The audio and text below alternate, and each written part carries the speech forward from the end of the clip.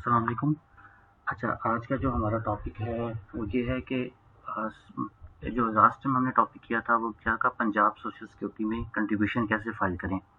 आज उसी के सिमिलर टॉपिक है कि अगर आपकी कंपनी में फॉल कर रही है और वहाँ पे आपने कंट्रीब्यूशन फाइल करनी है तो आप कैसे फाइल करेंगे। तो सबसे पहले आप जो सिंध में कंट्रीब्यूशन फाइल करनी है उनके लिए सेपरेट पोर्टल है।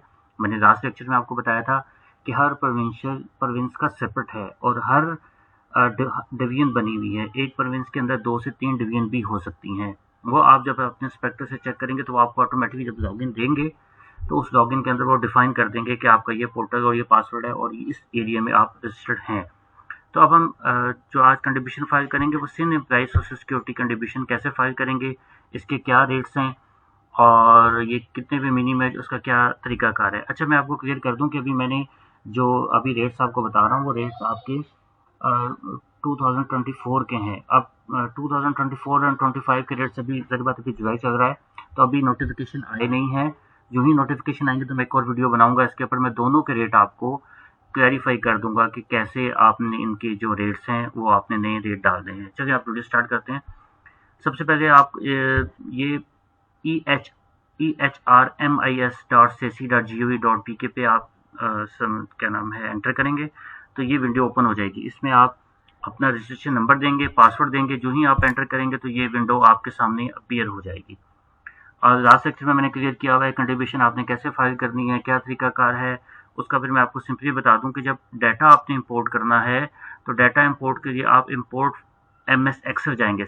लेकिन इंपोर्ट करने से पहले अगर आपके पास शीट डाउनलोड नहीं है, आप इस में जाएं। जो ही यहाँ पे जाएंगे तो यहाँ पे स्पेसिमन वो दे देगा, क्लिक हेयर, यहाँ से फाइल आपके पास आप डाउनलोड कर सकते हैं। ये मैंने शीट डाउनलोड कर ली है। अब मैं इसका बता देता हूँ कि ये फाइलिंग आपने कैसे करनी है शीट के अंदर। सबसे पहले आपका एम्प्लॉई नेम आ जाएगा सीरियल नंबर के बाद, एम्प्लॉई नेम के बाद फादर नेम। ये आपने एग्जैक्टली CNIC का डाटा आपने उठाना है जो CNIC में आपके मेंशन है और कोशिश करें कि जो नाम CNIC पे दिए 100% सेम आप लिखें, फादर नेम भी सेम लिखें। अगर आपका CNIC ठीक हो जाता है और बाकी इन्फॉर्मेशन गलत होती है तो कोई पॉसिबल है कि आपका एरर ठीक हो सकता है। लेकिन अगर आपका नाम ठीक है और CNIC में आपने स्लाइटली सी भी मिस्टेक कर दी तो आपकी कंट्रीब्यूशन ज़ाया हो गई। तो आपके अगेंस्ट आपको दोबारा उस एम्प्लॉई की कंट्रीब्यूशन जमा करवानी पड़ेगी, उसको दोबारा रजिस्टर करवाना पड़ेगा। तो इसलिए बहुत केयरफुल होगी ये डाटा आपने डालना है और कोशिश करें कि CNIC सामने रखें।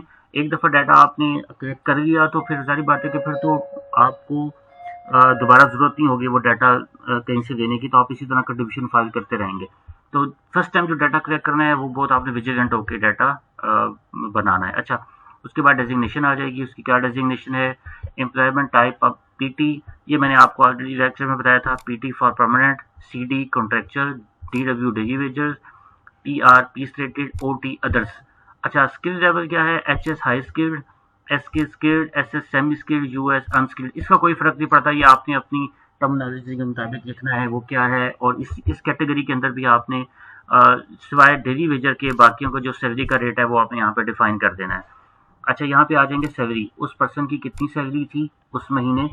अच्छा, यहाँ पे मैंने 3 सैलरीज लिखी हैं, 5 सैलरीज लिखी हैं। एक पर्सन है जिसकी सैलरी है 44,397, दूसरी की 38,000, फिर 32,000, 32,1237। अच्छा, जो है जो हमारा पंजाबी है वहाँ पे मैंने बताया था अपर लिमिट 44,397 की है, लेकिन यहाँ पे जो अपर लिमिट है 2023-24 में वो 37,000 है। उसका मतलब ये है कि अगर एक एम्प्लॉई आपका 54,000 उसकी सैलरी है तो उसकी जो कंट्रीब्यूशन आपने फाइल करनी है वो मिनिमम 37,000 पे फाइल करनी है। अगर वो बंदा मिनिमम वेज तो 32,000 है तो मिनिमम लिमिट 32,000 से कम पे तो आप बंदा नहीं हायर कर सकते। एक बंदे की 33,000 सैलरी है, 34,000 दूसरा केस आ रहा है आपके सामने, ये 32,000 है तो इसकी जो कंट्रीब्यूशन जाएगी वो एग्जैक्ट 32,000 पे ही जाएगी। अगर यहाँ पे मैं सपोज करता हूँ कि एक बंदा 38,000 के ऊपर है तो उसकी भी 37,000 पे जाएगी। अगर कोई 35 पे है तो उसकी 35 पे चले जाएगी। अच्छा, तीसरा केस अब मैंने एक नया केस इसमें ऐड किया है। एक की सैलरी 32,000 है, उस महीने में उसने 25 डेज काम किया, 5 डेज की उसकी विदाउट पे कट गई तो उसकी एक्चुअल सैलरी 26,000 बनी। तो अब आप कंट्रीब्यूशन 26,000 की पे करेंगे और यहाँ पे जो डेज हैं वहाँ डेज आप नोटिफाई कर देंगे कि, और वो जो रिमेनिंग 5 डेज होंगे वो ऑटोमेटिकली वहाँ पे पहुँच जाएंगे कि ये विदाउट पे है, इस वजह से इसके पूरे दिन नहीं है। अच्छा, और जो कैजुअल वर्कर हैं उसका 32,000 इंटू 1230, ये मैंने आपको लास्ट टाइम बताया था कि 32,000 डिवाइड बाई 208, मैं आपको बता देता हूँ, 32,000 डिवाइडेड बाय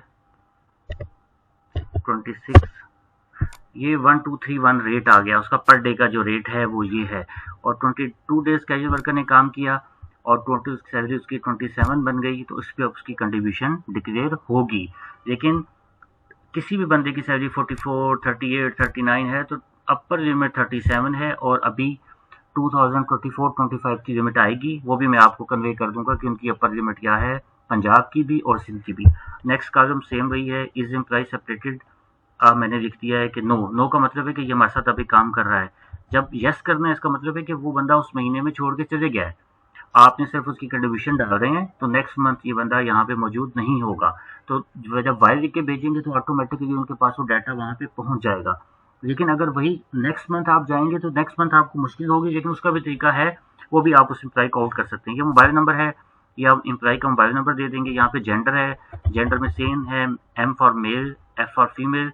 अगर कोई ट्रांसजेंडर है तो वो उसका टी आपने लिख के तो उसको रिपोर्ट इन कर देना है। ठीक, ये तो हमारी कंट्रीब्यूशन बन गई। इस जब आप डाटा सारा बना लेंगे तो ये जो डाटा है, ये वाला डाटा, ये तो मैंने इन्फॉर्मेशन के लिखा है, इसको आप रिमूव कर देंगे, क्योंकि अगर ये करेंगे तो एरर आ जाएगा आपका। इस डाटा को आप रिमूव कर देंगे। रिमूव करने के बाद इस फाइल को आप सेव कर देंगे।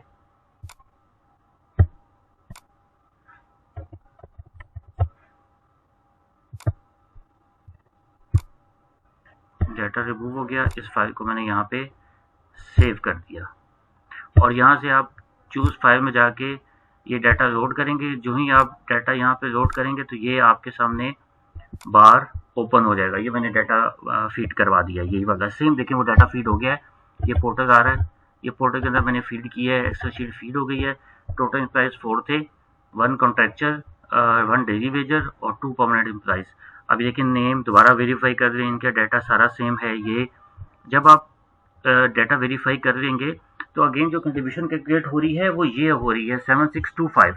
और मैंने लास्ट टाइम भी आपको बताया था कि जो कंट्रीब्यूशन है, जो भी कंट्रीब्यूशन की अमाउंट आ रही होती है, जो सैलरी के बाद आप उस पर डिक्लेयर करवा रहे हैं, उसका 6% है। अब 37,000 का 6,000 2,220 आ जाएगा। इवन ये भी वो देखिए सेम आ गया। 26,000 का 1560 है, 27077 का 1624.62 है। इन चारों अमाउंट को ऐड करेगा, यहाँ पे कंट्रीब्यूशन बना देगा आपकी कितनी है। जो ही आप यहाँ पे इस बटन पे सबमिट करेंगे तो आपके ये एम्प्लॉय सारे डिक्लेयर हो जाएंगे। डिक्लेयर होने के बाद आपका यहाँ पे चालान क्रिएट हो जाएगा, ये चालान वोचर बन जाएगा। वोचर यहाँ पे जो ही अप्रूव होगा उसको आप प्रिंट करेंगे। प्रिंट करने के बाद इसको उसके बैंक ऑफ पंजाब और सब इंफॉर्मेशन उसके ऊपर ऑलरेडी मेंशन होती है कि आपने किस अकाउंट में जमा करवाना है, कौन उसका टाइटल क्या है। वो भी मैं आपको किसी नेक्स्ट लेक्चर के अंदर वो भी एक स्पेसिफिक बता दूंगा कि वो पीस ऑफ पेपर किस तरह का चालान क्रिएट होता है। जो ही ये चालान बैंक में जमा करवाएंगे, यहाँ चालान के हम सामने वो कैश अप्रूव करके इस F4 के अंदर ले आएगा।